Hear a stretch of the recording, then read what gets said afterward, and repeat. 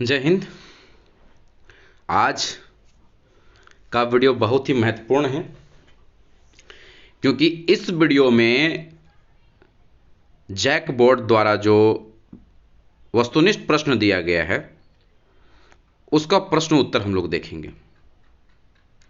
और जो विद्यार्थी इस वीडियो को देख रहे हैं वो कृपया ध्यान से देखेंगे क्योंकि इस वीडियो में आपको वो संपूर्ण जानकारी मिलेगा जिससे आपका 11th क्लास का जो इंटरमीडिएट का एग्ज़ाम होने वाला है वो सफल हो सके।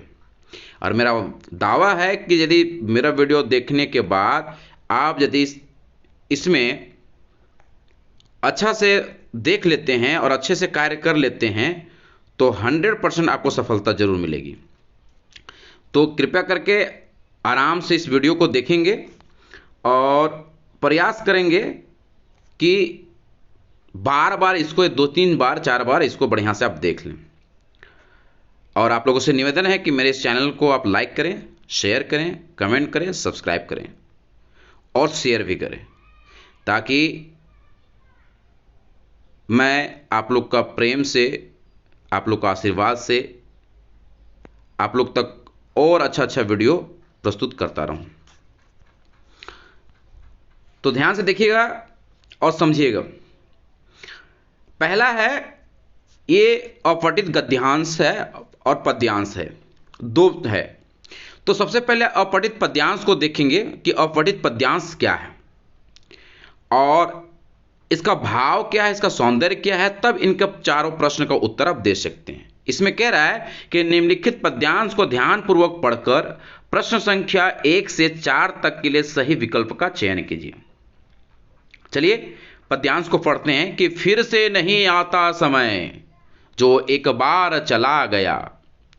फिर से नहीं आता समय जो एक बार चला गया, जग में कहो बाधा रहित कब कौन काम हुआ भला।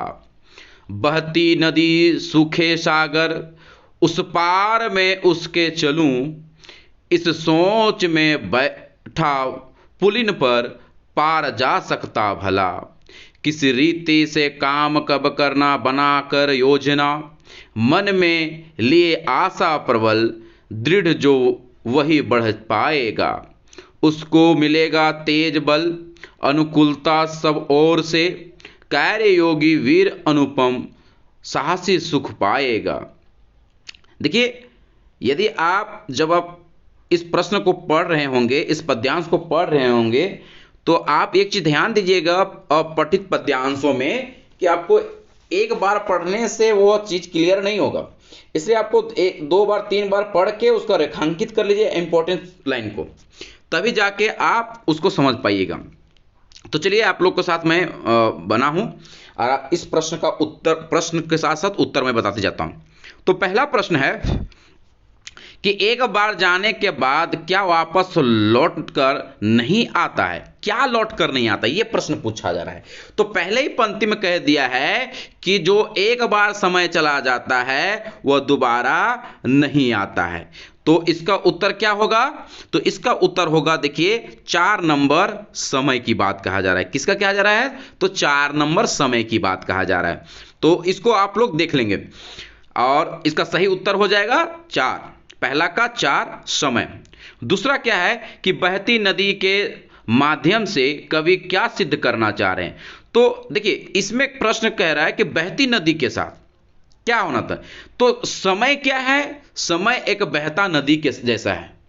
जिस प्रकार से नदी बहती रहती है लगातार, ठीक उसी प्रकार समय भी लगातार चलता रहता है। समय किसी के लिए रुकता नहीं है। तो इसका उत्तर क्या होगा? तो इसका उत्तर भी 4 नंबर होगा। क्या होता है? समय का महत्व जो है ये कभी मतलब लोगों को समझना चाहिए, नहीं तो कहीं समय खत्म ना हो जाए और आप बाद में पछताते रहें। तीसरा प्रश्न है जीवन में किस प्रकार के लोग प्रगति करते हैं। प्रश्न ये है कि जीवन में किस प्रकार के लोग प्रगति करते हैं। तो देखिए इसमें प्रश्न है उसके अनुसार देखते हैं और पद के अनुसार, तो इसका उत्तर क होगा कि योजना बनाकर कार्य करने वाले लोग ही जीवन में प्रगति करते हैं। अब आप जो पढ़ने का आपका जो उद्देश्य है, यदि उसका उद्देश्य पहले से तय नहीं किए हैं तो आप कितनों भी पढ़ रहे हैं तो आपके जो अभिलाषा है, इच्छा है, वो पूर्ण नहीं हो पाएगा। इसलिए पहले योजना बनाइए कि कितना घंटा किसको लेकर हमको समय देना है। इस प्रकार से आप पढ़ने से आपको जीवन में सफलता जरूर मिलेगी। तो इसीलिए तीसरा का क सही आंसर है। क्या है? तीसरा का क आंसर सही है। ठीक है, चलिए चौथा की ओर चलते हैं। चौथा कहता है दृढ़ निश्चय वीर को क्या लाभ प्राप्त होते हैं। तो जो वीरता जो वीर लोग होते हैं वो दृढ़ निश्चय करके, इसका आंसर होगा ग कि जीवन में निरंतर आगे बढ़ते रहते हैं। बहुत लोग होते हैं कि निश्चय तो हम कर लेते हैं शुरुआती दौर में, और यदि रास्ते में किसी प्रकार के अड़चन आ जाते हैं तो हम क्या करते हैं, घबरा कर उससे छोड़ देते हैं। लेकिन यदि छोड़ देते हैं तो आप जो सोच कर कार्य कर रहे थे वो कभी पूर्ण नहीं होगा। इसलिए जीवन में बहुत सारे दुख, कठिनाई और तरह तरह के चीज़ आते रहेंगे। उन चीज़ों से घबराना नहीं है, ये रास्ते का रोड़ा का जैसा होता है। आपको क्या करना है, निरंतर आपको चलते रहना है। ठीक है, तो निरंतरता जिसमें होती है वही जीवन में निरंतर आगे बढ़ते रहता है। तो इसका क्या होगा, ग उत्तर होगा। समझ गए? आप लोग नोट कर लीजिएगा। चलिए, और जितने लोग मॉडल सेट यदि निकाले होंगे तो उसको आप लोग टिक करके रख लेंगे कि कौन सा उत्तर सही है। अब यहाँ से मैं इरेज कर देता हूँ, बाकी दूसरे में फिर देखेंगे। अब अपठित गद्यांश को देखिएगा। इसमें कह रहा है कि निम्नलिखित गद्यांश को पढ़कर प्रश्न संख्या 5 से लेकर 8 के लिए सही विकल्प का चयन कीजिए। तो क्या है गद्यांश, इसको आराम से पढ़िएगा और रेखांकित करते जाइएगा। साहित्य का आधार जीवन है। तो क्या कह रहा है, साहित्य का आधार जीवन है। इसी नींव पर साहित्य की दीवार खड़ी होती है, उसकी अटारियां, मीनार और साहित्य का आधार जीवन है। और अटारियां, मीनार और गुमंदे बनते हैं, अर्थात नींव पर ही सब तैयार होता है, लेकिन बुनियादें मिट्टी के नीचे दबे पड़े रहते हैं। लेकिन जो बुनियाद होता है वो मिट्टी के नीचे दबा रहता है, उसे कोई देखता नहीं है। उन्हें देखने को भी जो नहीं चाहेगा। जीवन परमात्मा की सृष्टि है, इसलिए अनंत है। अबोध है, अगमय है, इसलिए मनुष्य की सृष्टि है। इसलिए सुबोध है, सुगम है और मर्यादाओं से परिमित है। जीवन परमात्मा को अपने कार्यों का जवाबदेह है। यह नहीं हमें मालूम नहीं, लेकिन साहित्य तो मनुष्य के सामने जवाबदेह है।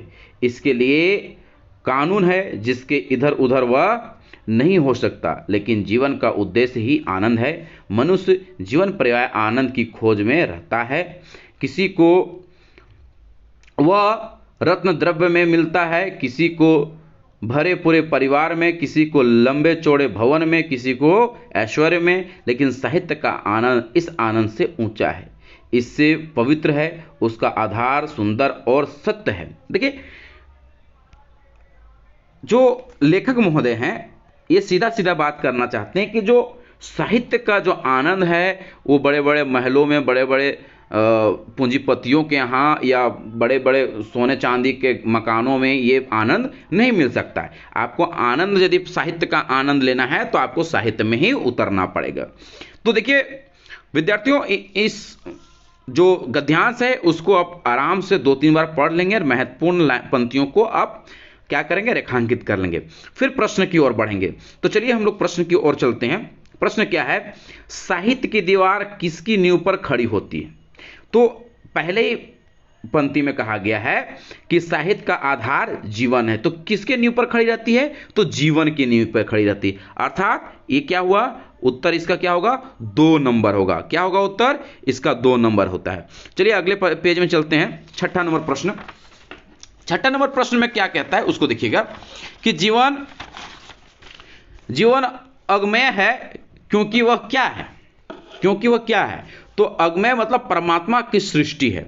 जीवन क्या है, अगमय है क्योंकि वह परमात्मा की सृष्टि है, क्योंकि जीवन को परमात्मा ने दिया है, उसके द्वारा बनाया गया है। तो इसीलिए जीवन क्या है, अगमय है क्योंकि वह परमात्मा की सृष्टि है, अर्थात इसका उत्तर क्या होगा, ख होगा। अर्थात इसका उत्तर क्या होगा, ख होगा, अर्थात 2 नंबर होगा। क्या होगा, ये 2 नंबर होगा। ठीक है, चलिए आगे बढ़ते हैं। 7वां नंबर, जीवन का उद्देश्य क्या है। तो 7वां नंबर का है जो जीवन का उद्देश्य क्या है, तो जीवन का उद्देश्य जो है वो आनंद है। क्या है, जीवन का उद्देश्य आनंद है, क्योंकि साहित्य में भी आनंद की ही बात कही गई है। और आप बड़े बड़े महलों में भी आप जाते हैं तो वहां भी आपको क्या मिलता है, आनंद मिलता है। तो जीवन का सच्चा उद्देश्य क्या है, तो आनंद है। ठीक है, तो इसका क्या उत्तर होगा, तो उत्तर होगा 7वां का ग होगा। 8वां नंबर के प्रश्न को देखिएगा कि गद्यांश का उपयुक्त शीर्षक क्या है।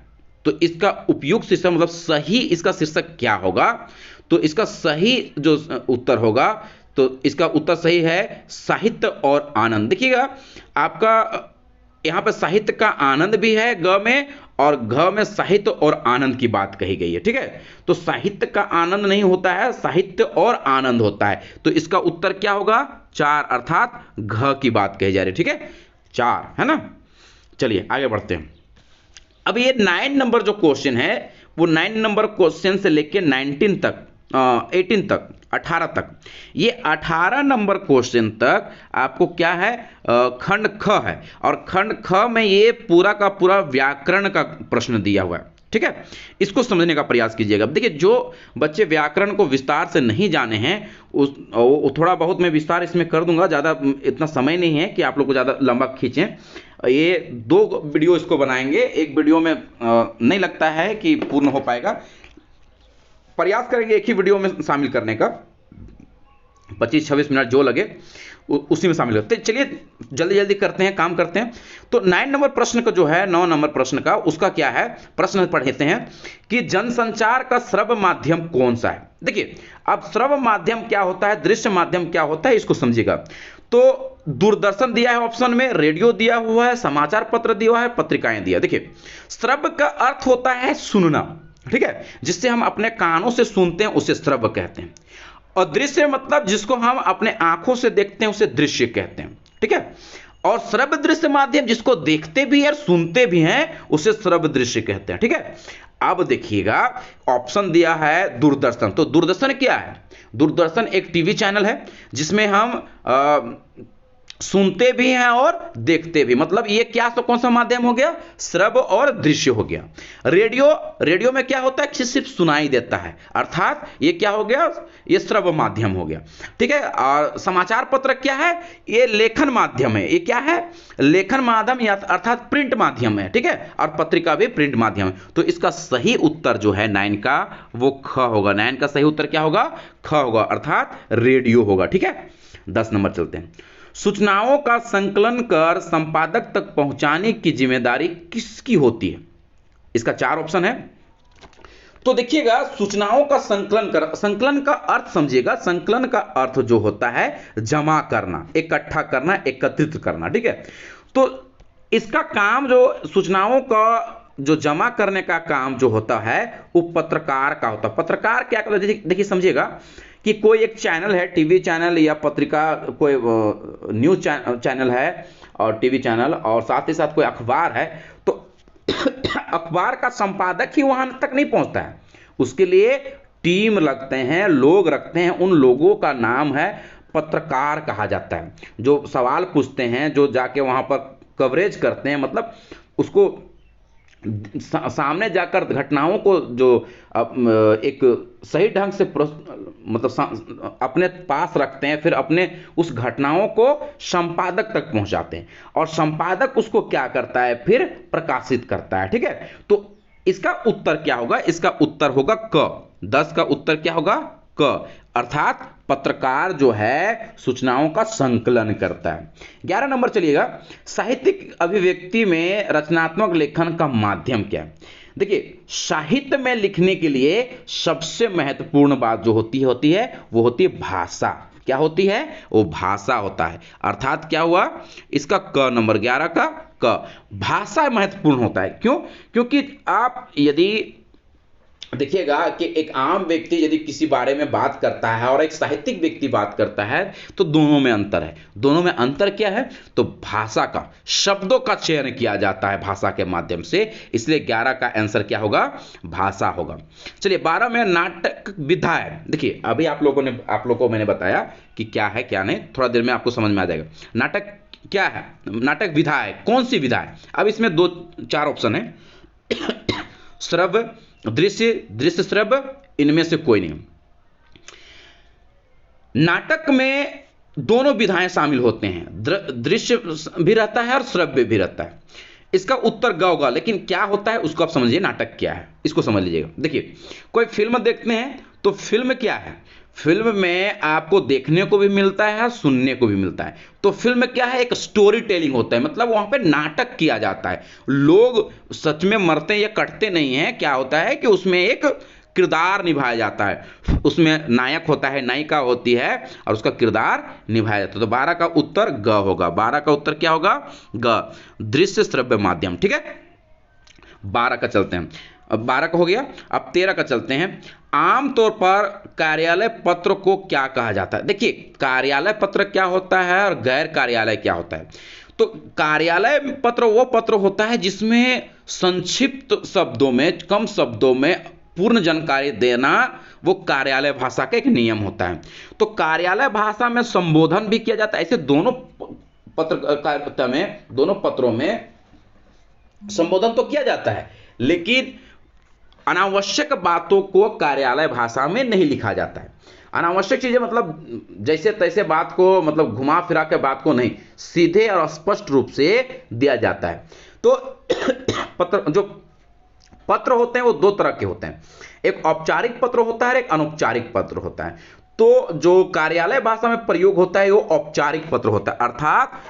अर्थात क्या हो गया? 13 का क, 13 का कितना? क, औपचारिक पत्र की बात कहा जा रहा है। ठीक है, 14 नंबर में चलते हैं। वर्तमान समय में जनता तक पहुंचाने वाली समाचार कहां से प्राप्त होती है? अब देखिए आज के समय में समाचार बहुत तरह के, आजकल की मीडिया बहुत है, प्रिंट मीडिया है, इलेक्ट्रॉनिक मीडिया है, सोशल मीडिया है, बहुत तरह के मीडिया है। तो आप ऑप्शन देखिएगा तो इसका सही उत्तर जो है घ होगा। इसका सही उत्तर क्या होगा? घ होगा, इनमें से सभी। क्योंकि इंटरनेट की सुविधा से हम लोग को मिलता है, समाचार पत्रिकाओं के माध्यम से मिलता है, अखबारों के और प्रेस माध्यम से भी मिलता है। 15 चलते हैं। 15 नंबर में क्या कह रहा है कि फीचर लेखन में कितने आयाम होते हैं? तो फीचर लेखन में 3 आयाम होते हैं। इसका उत्तर क्या होगा? ख, फीचर लेखन में कितने आयाम होते हैं? 3 आयाम। तो 3 आयाम वो कौन कौन सा है उसके बारे में यदि आपको जानना है तो मैं उसको भी बताऊं। देखिए एक होता है आमुख। आमुख को अंग्रेजी में इंट्रो कहते हैं, इंट्रोडक्शन। ठीक है, एक होता है आमुख। दूसरा होता है काया या शरीर। शरीर अर्थात बॉडी।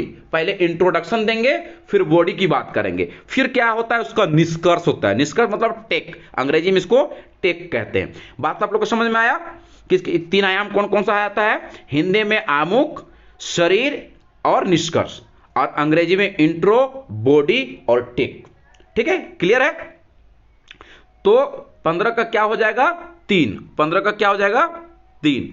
16 देखिएगा। 16 का नोटिस। नोटिस का हिंदी रूप क्या है? तो नोटिस का हिंदी रूप सूचना होता है। इसको ज्यादा लंबा नहीं लेने की आवश्यकता है, सीधी सीधी बात करेंगे कि नोटिस को हिंदी में सूचना कहते हैं। 17 नंबर है पत्राचार किसकी अभिव्यक्ति का सरल तरीका है?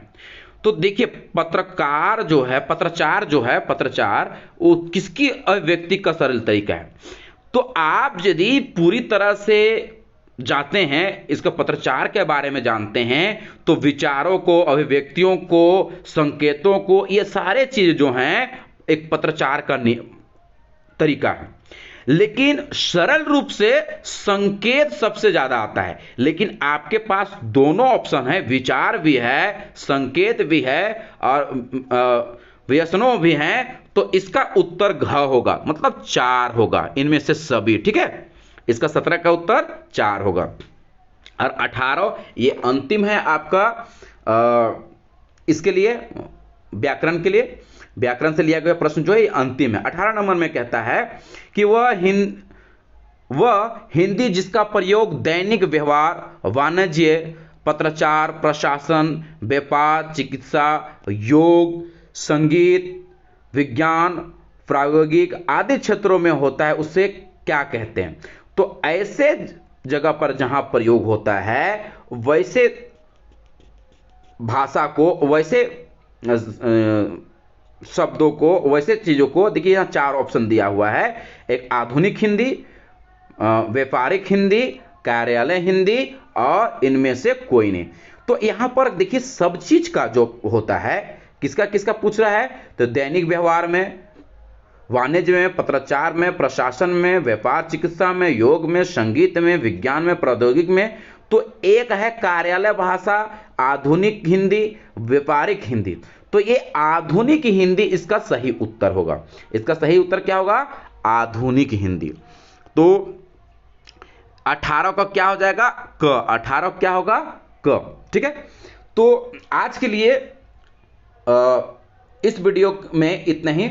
आप लोगों से निवेदन है कि मेरे चैनल को लाइक करें, शेयर करें, कमेंट करें और सब्सक्राइब करें। धन्यवाद। माफी चाहते हैं।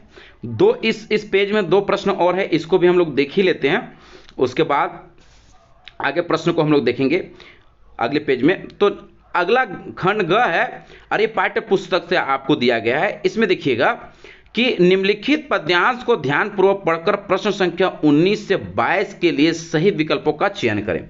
तो 19 से 22 है और ये आपके पाठ्य पुस्तक में दिया हुआ कविता है, पद है।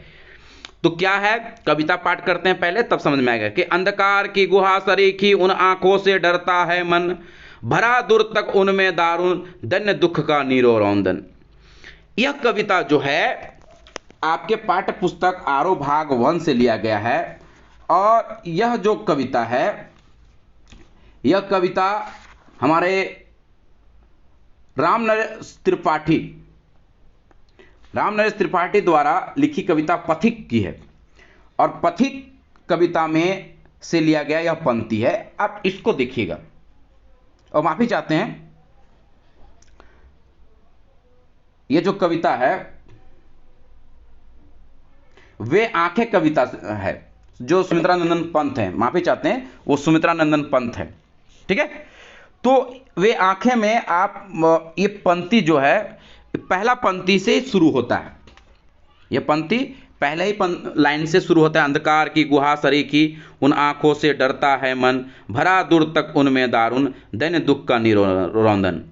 यहां पर कवि जो हैं वो कवि क्या है?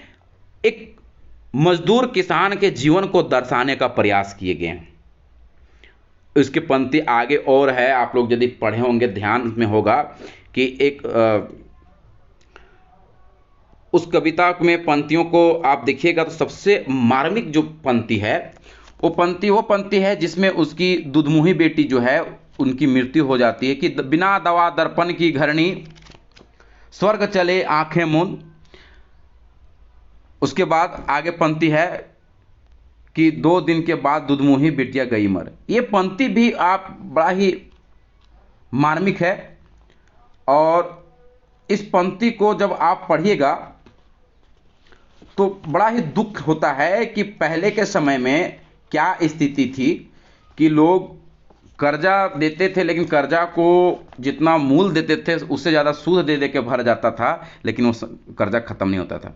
देखिए क्या था पंक्ति, आप लोगों को मैं बता दूं। बिना दवा दर्पण की घरनी, स्वर्ग चली आंखें आती भर, देख रेख के बिना दुधमुही, बिटिया 2 दिन बाद गई मर। ये मेरे जीवन में यह जो कविता का यह पंक्ति जो है बड़ा ही मार्मिक है। तो चलिए आप लोग के साथ आप बताते हैं कि 19 नंबर प्रश्न क्या है इसका उत्तर। तो सही इसका उत्तर जो है वो क है, सुमित्रा नंदन पंत है। इसका उत्तर क्या है?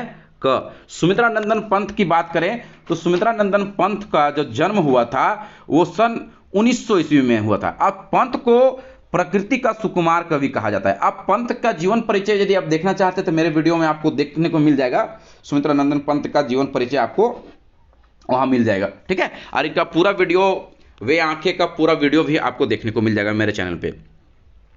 20 नंबर जो प्रश्न है वो 20 नंबर प्रश्न क्या कहता है कि किन आंखों से कवि को डर लगता है?